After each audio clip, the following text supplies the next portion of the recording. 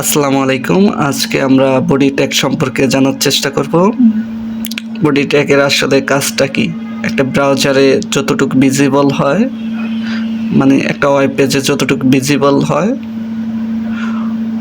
ওই সবগুলো লেখা হয় বডি ট্যাগের ভিতরে। আচ্ছা, আমি একটু প্র্যাকটিক্যালি দেখাই। এই তো দেখতে পাচ্ছি আমরা যে এইখান থেকে বডি ট্যাগ শুরু, এর ভিতরে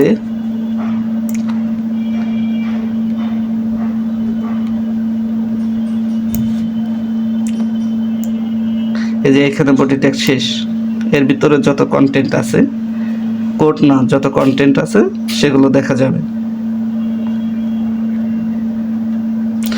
home, log in, sign up, products, এগুলো দেখা যাওয়ার কথা আমাদের ব্রাউজারে।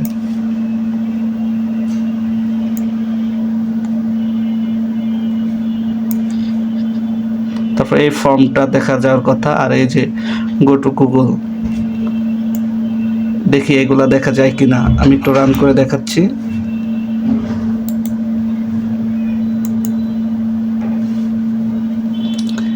এই দেখেন, হোম আছে, লগ ইন আছে, সাইন আপ আছে, প্রোডাক্টস আছে, আর এই যে ফর্মটা আছে।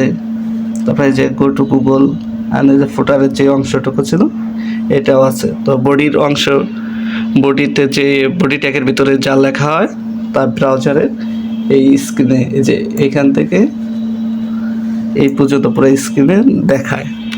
তো আপনি যদি কোনো কিছু এরকম বডিতে দেখাইতে চান তাহলে অবশ্যই বডি ট্যাগের ভিতরে করতে হবে।